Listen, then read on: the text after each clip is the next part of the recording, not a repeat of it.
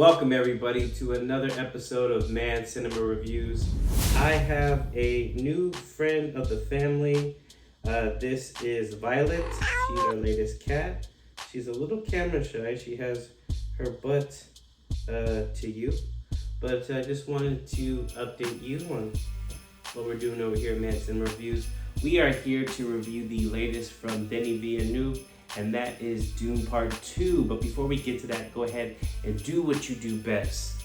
Out there, all my subscribers, please press like, subscribe, and be sure to hit the notification bell as well to notify you of any and all reviews to this channel. As always, thank you very much for choosing Man Cinema Reviews. Paul Atreides unites with Chani and the Fremen while seeking revenge against the conspirators who destroyed his family.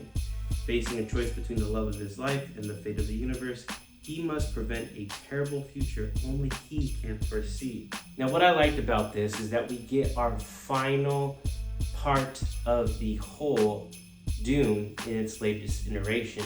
Denis Villeneuve, ever since he's been on this sci-fi kick that first started off with Arrival, he has been doing spectacular just all around. I think we got glimpses of it even with Enemy, but to expound upon just these IP that are epic, like Blade Runner with Blade Runner 2049. We also got his iteration of Dune, which was seen as unfilmable, and yet we have the David Lynch film from the 80s, and you can say how you feel about that.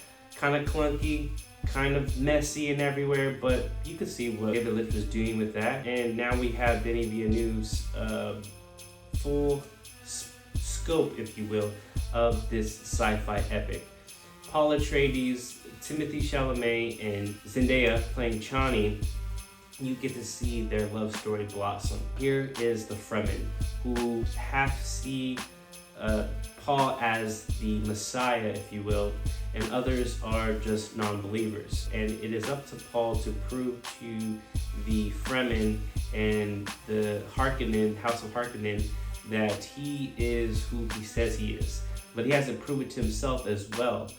He is tested, even with the character of Skarsgård, which is has the comic relief unknowingly. Javier Bardem is a very show-stealing character in this film. You saw a little bit of glimpses with the third act of the first film, but he really comes full form, and he is definitely the believer of Paul Atreides. We have newcomers to the film with Florence Pugh as the princess Irulan, and then we also have the Emperor, her father, played by Christopher Walken. We have Austin Butler playing the villain, the nephew of Stellan Skarsgård's character, the head of the House of Harkonnen, and he is really, really amazing. Say what you will, my boy is killing it out here as Faye Rafa. That character was Sting in Lynch's iteration. So it's cool how giving this cast is. The cinematographer is on point. Hans Zimmer with the score is mesmerizing. I just gotta say that I was thoroughly impressed, and I have to say that because this film was pushed to this year, I really think that it's really eating Oppenheimer's lunch. I mean, as much as I love Oppenheimer, and I think it's a shoo-in to win all the accolades and more come the Academy Awards, I just think that Christopher Nolan really is thankful. I mean, I know him and Denis Villeneuve are pushing IMAX and pushing cinema and instilling the love of cinema and the art form, and having movie theaters open and to be alive and thriving is what these two filmmakers are so wholeheartedly just believe. So I really think that it gives Oppenheimer a run for its money, because if it were to be released, I really think that even Barbie, which I have reverence for and revere for what that film is, I really think that Oppenheimer is lucky that Dune Part 2 got pushed, because this is stellar. It is easily becoming the film, the defining film of 2024. So come the award season next year, I mean, I can't wait to see what kind of accolades this picks up. Obviously, all the technical stuff with Denis Villeneuve and the cinematographer, but the cast as well is just great. Timothée Chalamet, who progressively has upped his game. I mean, I was a believer when I seen him in Lady Bird and Bones and all, really. I really think that this guy, even Wonka, I think, you know, say what you will about that film, I happen to thought it was a delight and pretty solid. Timothée Chalamet just really continues to impress me as a young actor. Zendaya is flawless.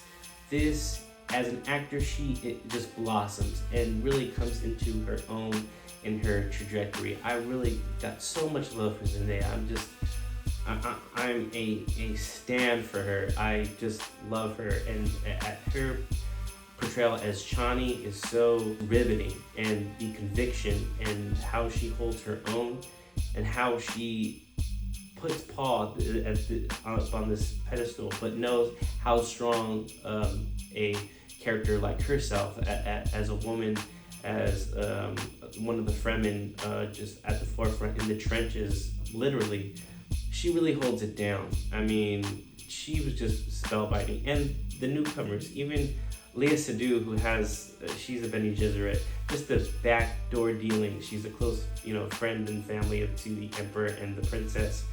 But even when Austin Butler's character, as sadistic and sinister he is, going head to head with Léa Seydoux with their scene was very, very great to see. I think all the characters in here, you can't sing enough praises. I think that Dune Part 2 just absolutely just stuns and astonishes and is just a spellbinding experience, especially if you see it in IMAX 70mm.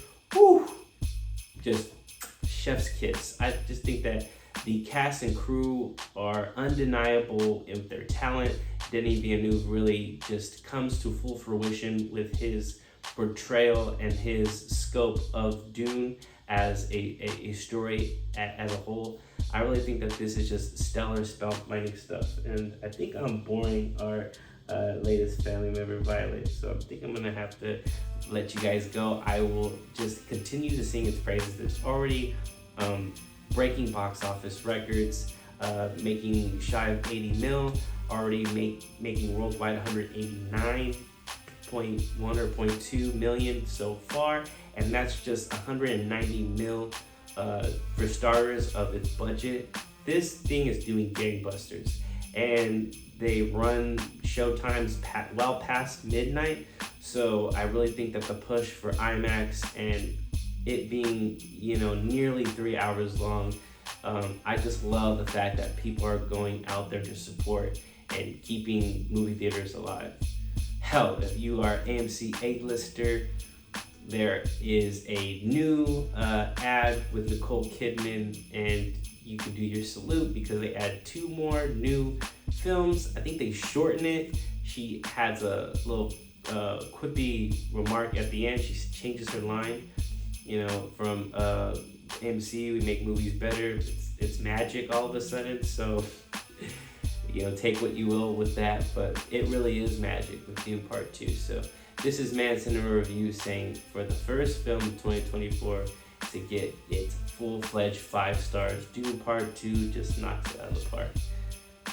I gotta sign off, but I've done my work here. Here is another look at our furry friend here, Violet. You'll be seeing more of her, hopefully, in the reviews going forward. Thank you very much, and we'll see you on the next one.